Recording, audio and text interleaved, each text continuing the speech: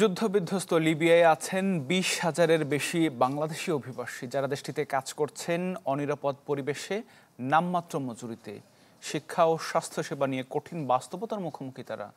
জাতিসংঘের আন্তর্জাতিক অভিবাসন সংস্থা IOM এর প্রতিবেদনে উঠে এসেছে উদ্বেগজনক এই চিত্র।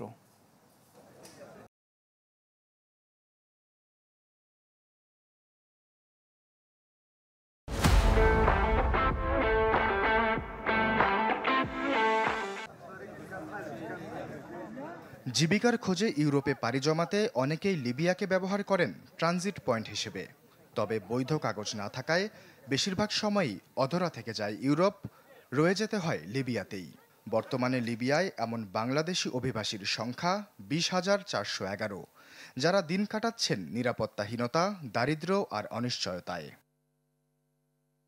জাতিসংঘের আন্তর্জাতিক অভিবাসন সংস্থা IOM এর সর্বশেষ প্রতিবেদনে উঠে এসেছে এ তথ্য।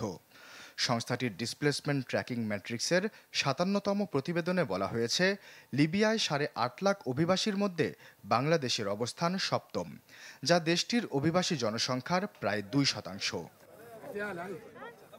বিশেষ করে ত্রিপোলি আর বেনগাজির মতো বড় শহরগুলোতে বাংলাদেশিদের বাস। IOM বলছে, এই তালিকায় পুরুষদের সংখ্যাই বেশি। তারা মূলত নির্মাণ, পরিচ্ছন্নতা আর কারখানার নিম্নতম খাতে কাজ করছেন।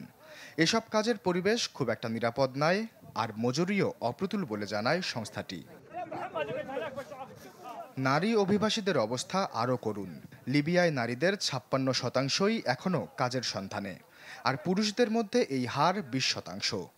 সংস্থাটির মতে, অনেক নারী শিকার হচ্ছেন নির্যাতনের। শুধু কাজ নয়, চিকিৎসা ও শিক্ষার ক্ষেত্রেও কঠিন বাস্তবতার মুখোমুখি এই বাংলাদেশিরা। IOM বলছে, লিবিয়ায় ৭৫% অভিবাসী কোনো ধরনের স্বাস্থ্যসেবা পাচ্ছেন না। অধিকাংশ ক্ষেত্রেই নেই শিক্ষার পর্যাপ্ত সুযোগ সুবিধা।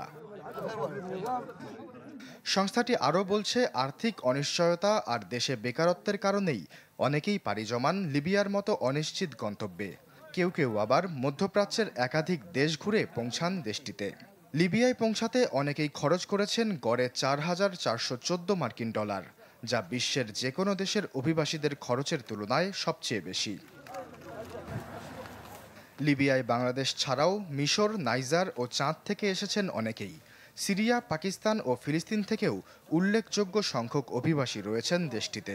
তবে এ তালিকায় শীর্ষে আছে সুদানের নাগরিকরা। আশ্বাস চৌধুরী, চ্যানেল 24।